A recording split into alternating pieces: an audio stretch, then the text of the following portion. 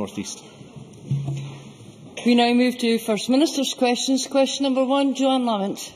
Thank you very much, Presiding Officer. To ask the First Minister what engagements he has planned for the rest of the day. First Minister. Engagements to take forward the Government's programme for Scotland. Ruth Davidson. Joanne Lamont. In June 2011, the Scottish Government told us that only 3% of patients had to wait more than 9 weeks for an inpatient appointment.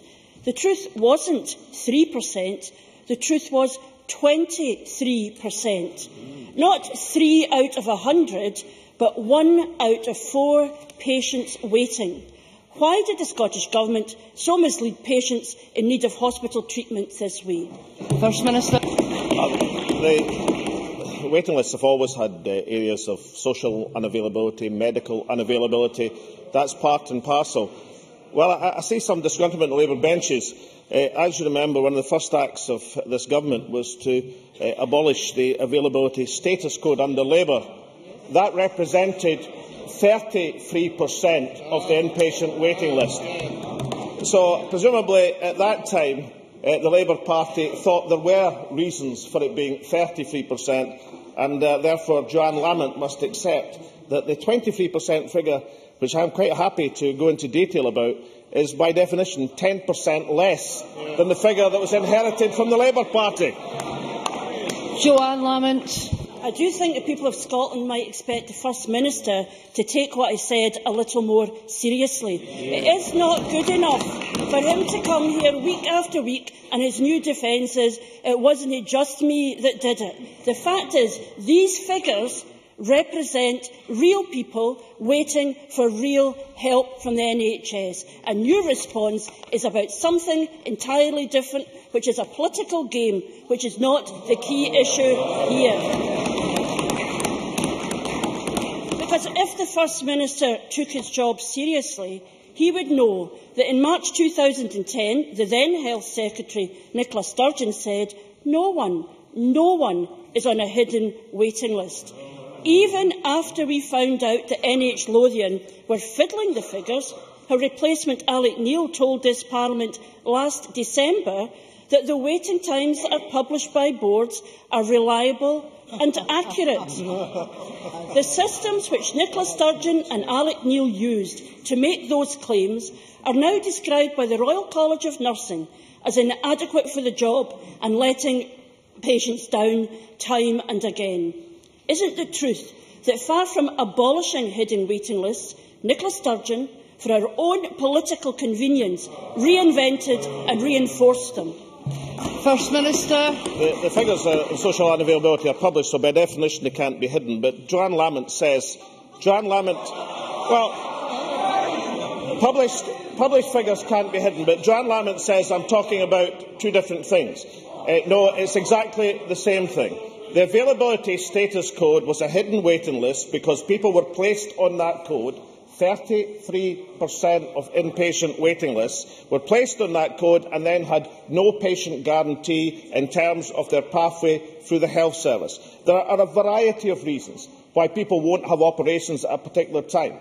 They might have a medical condition that prevents them having an operation. They might have high blood pressure or a heart condition. They could be pregnant, which would make a medical procedure inadvisable. These things are in the report, if indeed Labour members have read it. The report points to the fact that the IT systems in the health service are not robust enough in order to give the proper examination across the health boards. That's exactly why the IT systems are being enhanced and improved.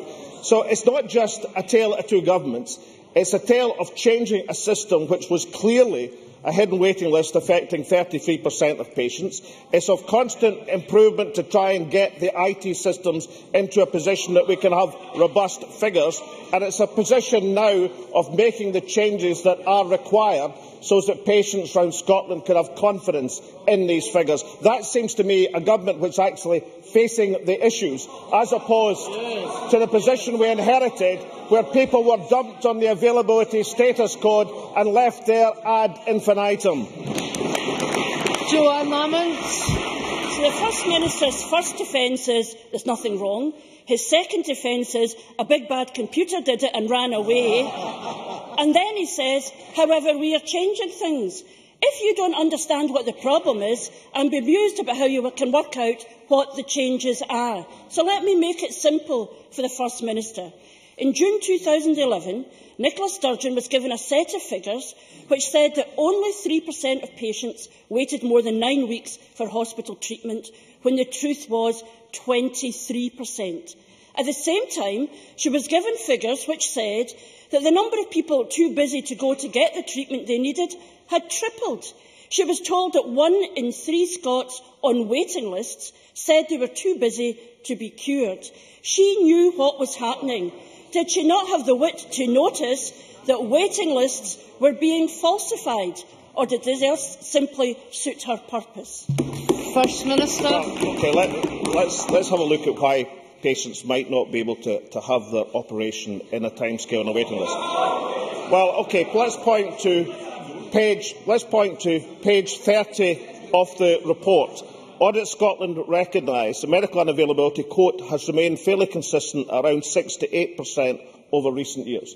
So there's an element of people consistent over recent years who, for medical reasons, are not in a position to have the procedure in the time. That's medical unavailability. There's a range of reasons why people might not want to have an operation in a specific time, because they've got work reasons, because they're on holiday, because there's a range of reasons. That also is perfectly legitimate. What the report points to is that the IT systems, and that is the point of the report, were not robust enough to provide that examination. So if you have a problem with your information technology and IT system, isn't it a good idea to introduce the track care system to sort it out? Or would it be preferable?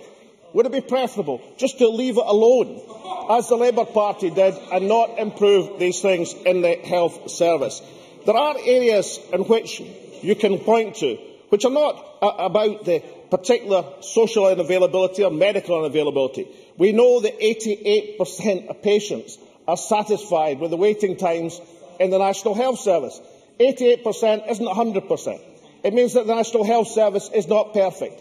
But 88% is a very high figure indeed. And that means that although the National Health Service is not perfect, it is an outstanding health service. And every single member in this chamber should be proud of the work that it does. Joanne Lamont. It's precisely because of the importance of the National Health Service that we deserve better than a government who looks at health figures in order to gain political advantage rather than to serve the interests of patients. Because in December, Alex Neil said there is nothing wrong. The First Minister again today says there is nothing wrong. The rest of the world knows. Everybody else knows that there was a manipulation of the figures to avoid the government having to confront the failures in their own policy. But of course, at the heart of this government is one policy, one code, one belief that runs through everything. Whatever the truth, if you say something often enough, the Nationalists think you can fool the people of Scotland into believing it. Order. Because Alex Salmond believed if he compared his protégé Nicola Sturgeon to Nye Bevan often enough, we would see her in the same light. Well, I have to tell you this. Nye Bevan never put press releases above patients. What we have found out from Audit Scotland is that patients come second to propaganda with this government. Someone should tell Nicola Sturgeon false statistics and public deceptions don't cure patients, and they don't win referendums either. Now, it has been said that in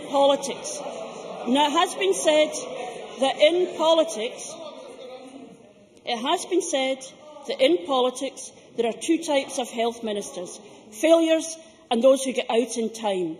Isn't the truth laid bare today that despite the spin, Nicola Sturgeon didn't get out in time?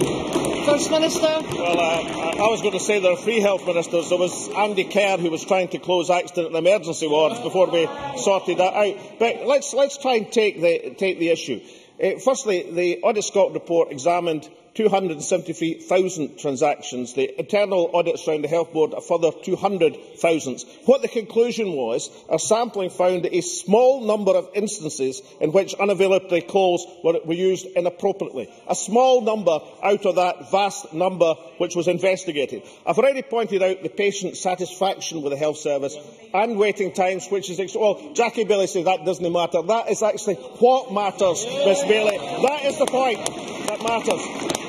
We can also measure how the health service is doing above and beyond the social unavailability. Since 2008, the medium time, that's the midpoint, wait for treatment in Scotland, including those who have been marked as medically or socially unavailable, reduced from 40 days to 32 days. That tells you there's been an improvement in the National Health Service over that period of time. But in reading out her prepared question, the game was given away. We were told that this government is obsessed by the politics. This isn't about the health service. It's all about get Nicola Sturgeon from the Labour Party. The statement they released, did it say we want improvements in the health service, we want the computer system to be fast-tracked? No. Sturgeon knew of hidden waiting lists. That is the point. Just as Ms Bailey. Nicola Sturgeon knew of Labour's hidden waiting list, which is why she changed it as Health Secretary. Just like Jackie Bailey.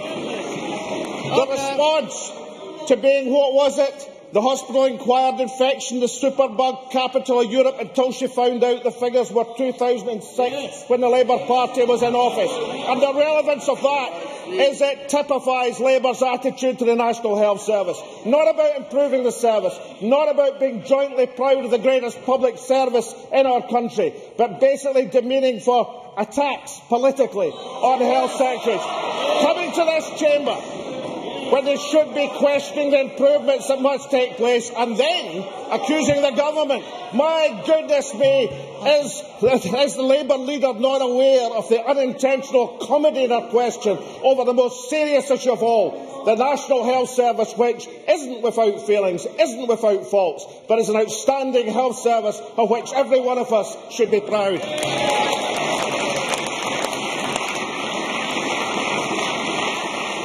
Order. Question number two.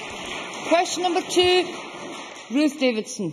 This time, thank you, Presiding Officer. To ask the First Minister when he'll next meet the Secretary of State for Scotland. First Minister. No plans, near future. Ruth Davidson. Thank you. On Tuesday, the Cabinet Secretary, Richard Lochhead, gave a statement to this chamber on the still unfolding horsemeat scandal. Can the First Minister tell us why Mr Lochhead failed to mention that the Food Standards Agency's operating budget in Scotland has been secretly slashed by 10% in the last year?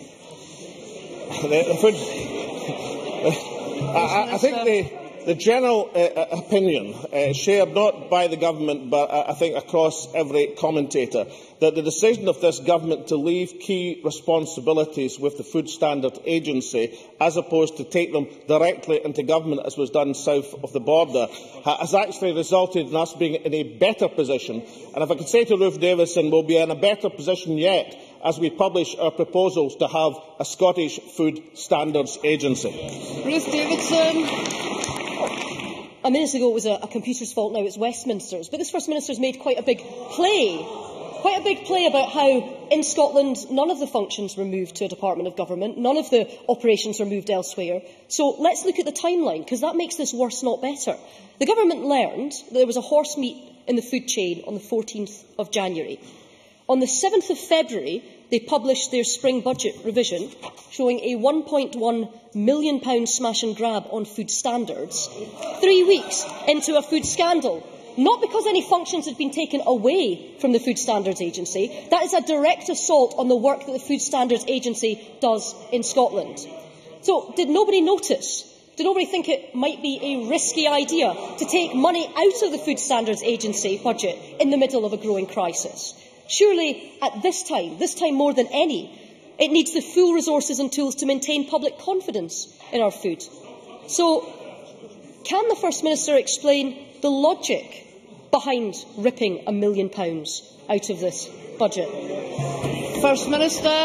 I do think there's an unconscious irony in a Tory spokesman talking about smash and grab raids or ripping apart public spending.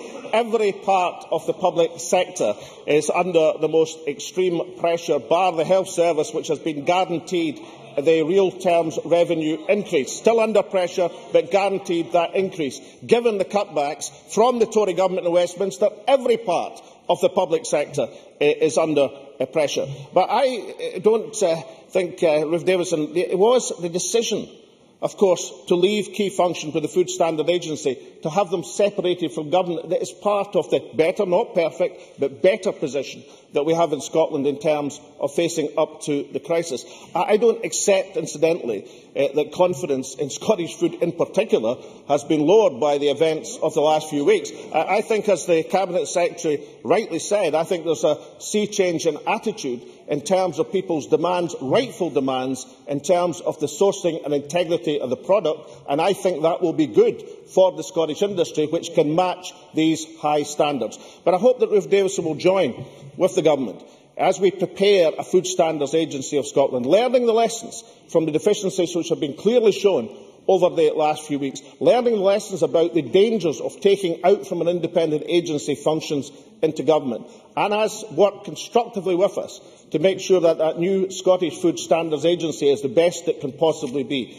And gently, if I could say to Ruth Davidson, it is, well, very gently I'll say it, very gently I'll say it, I don't know if it's the greatest position of a Conservative leader to come to this Parliament and talk about additional public spending in a week where she has proposed a £500 million reduction through a pence cut in income tax.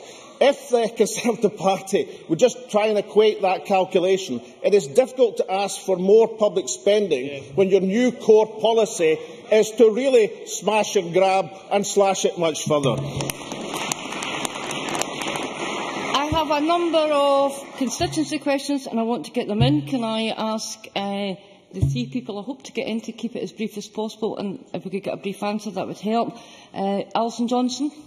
Thank you. The First Minister will be aware of the report published yesterday confirming that the Forth Road Bridge is not about to fall into the sea. Indeed, it has a long-term future. Does the First Minister now regret committing to a massively expensive additional bridge, sucking money away from other projects before knowing the results of the repair work?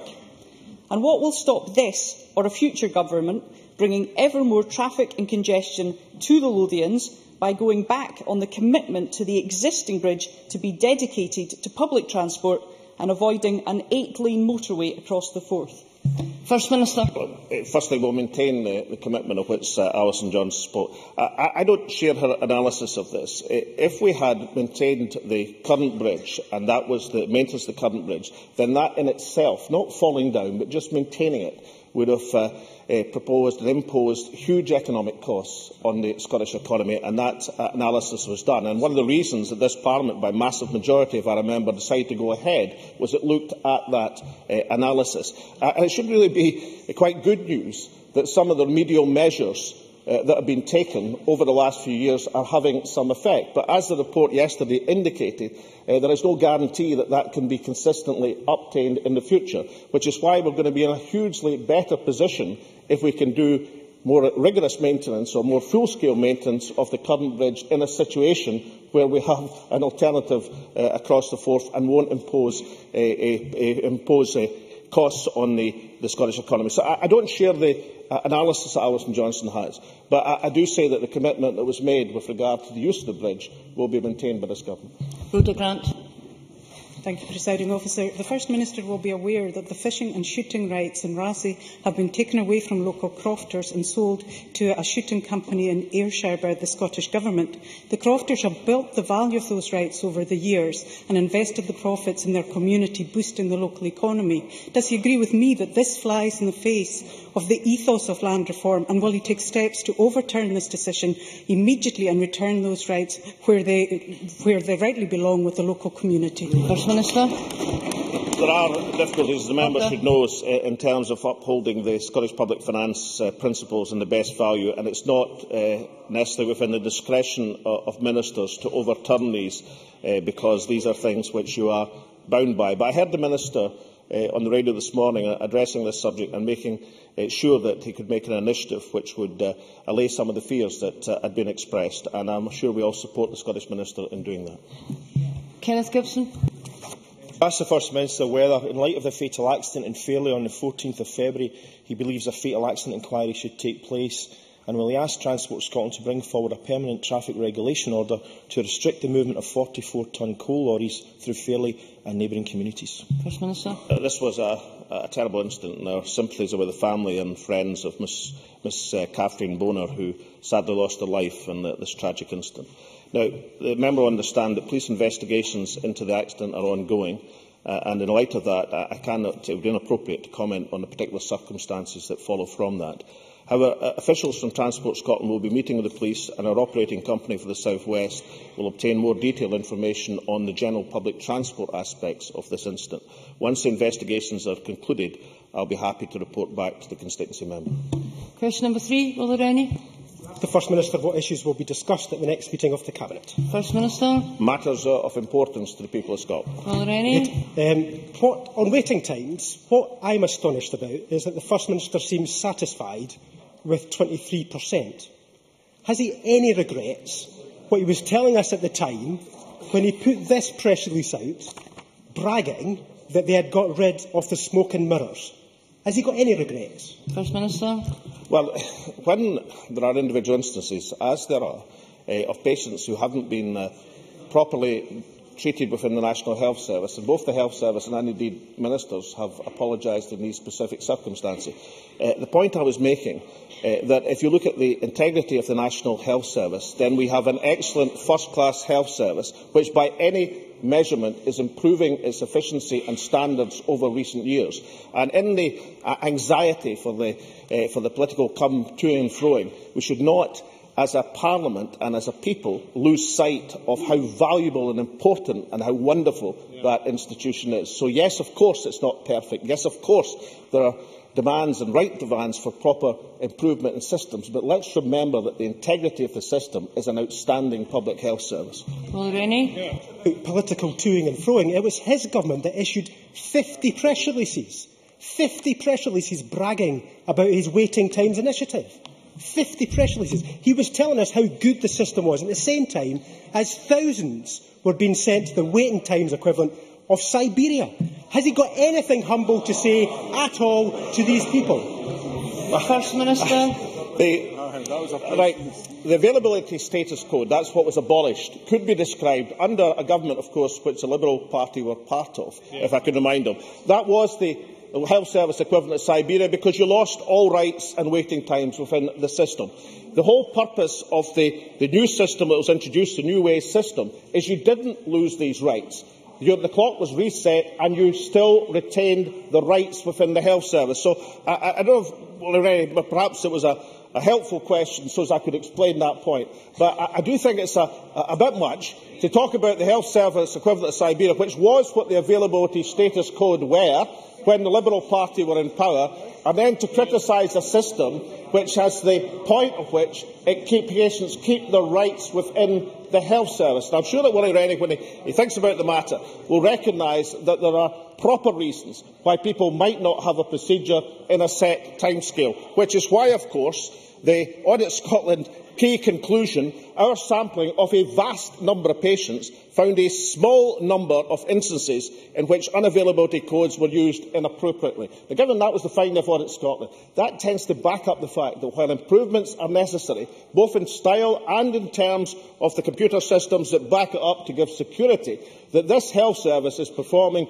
substantially better than it was when the Liberal Party were part of the Labour coalition, which did, I'm afraid, leave some patients in the health service equivalent of Siberia. Question number 4, Jim Media. To ask the First Minister what recent discussions the Scottish Government has had with the BBC in relation to redundancies at BBC Scotland. First Minister. Well, in discussions with the chair of the BBC Trust, the BBC Trustee for Scotland, the Director General of BBC Scotland, the Director of BBC Scotland rather, and all 4 Director Generals of the BBC over the last few months, the Scottish Government has consistently argued for BBC jobs in Scotland and for high-quality news and current affairs coverage. BBC Scotland's decision to front-load cuts from the Life and Sea settlement is particularly disappointing. When Scotland is debating a hugely important public decision, the BBC should be prioritising its capacity to cover Scottish current affairs rather than attacking it or at least reducing it, as is being done at the present moment. I thank the First Minister for that answer. Does he agree that the BBC's status as an institution that not only explains Scotland to itself, but explains Scotland to the world, is dependent not only on the correspondents they employ, but on every single member of staff that support them in producing high-quality news and analysis, staff who have felt compelled this week to take industrial action?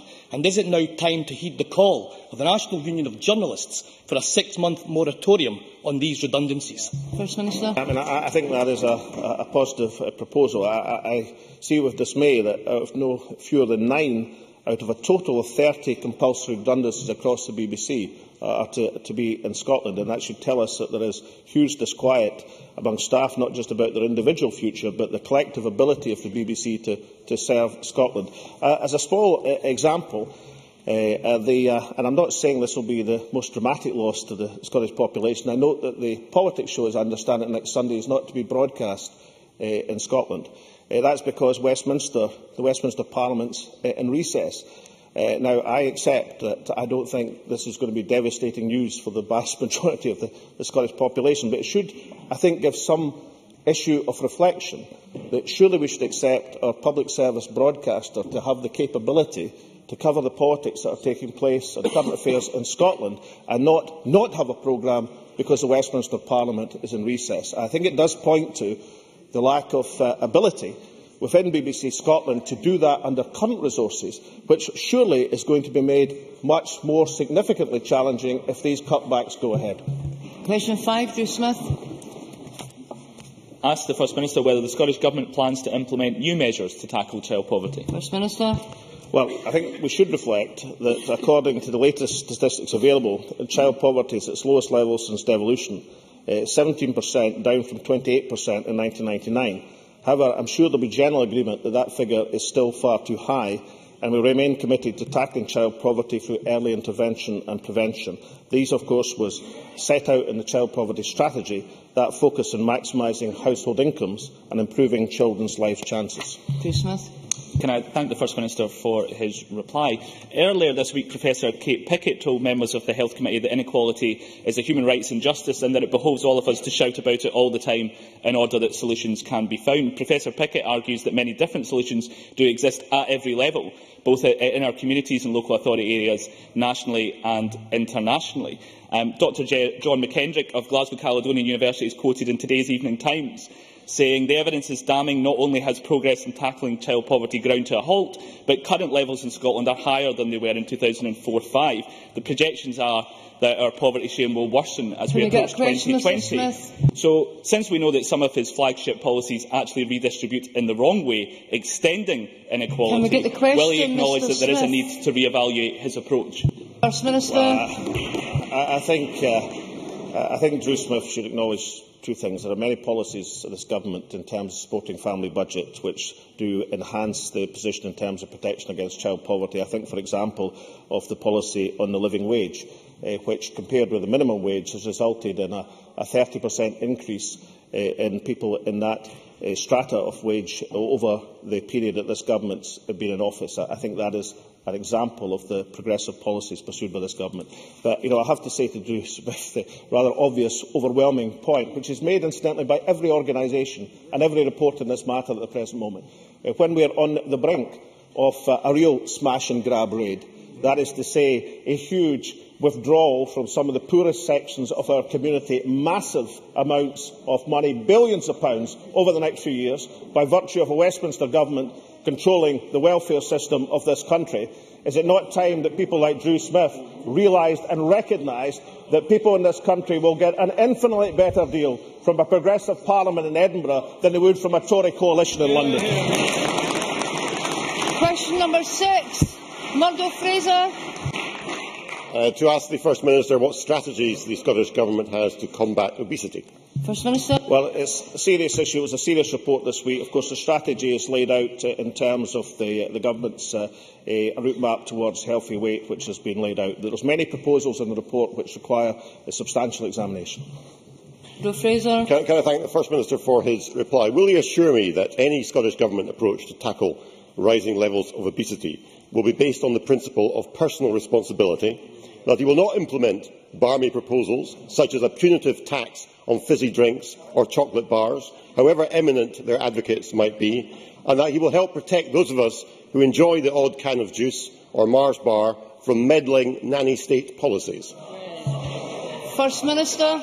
I do think the member does the report a disservice. I mean, there were 10 recommendations and he's picked on one of them, as indeed most of the tabloid press did as well, which I suppose is fair enough in terms of politics politicking. But I don't think he should ignore that in many of these recommendations, perhaps other recommendations, there was a serious, how shall I put it, food for thought for the Scottish Government and other authorities. Thank you. That ends the First Minister's questions. We now move to members' business. I will allow a short pause to allow members who are not participating in the debate to leave in the public gallery to clear before we move on.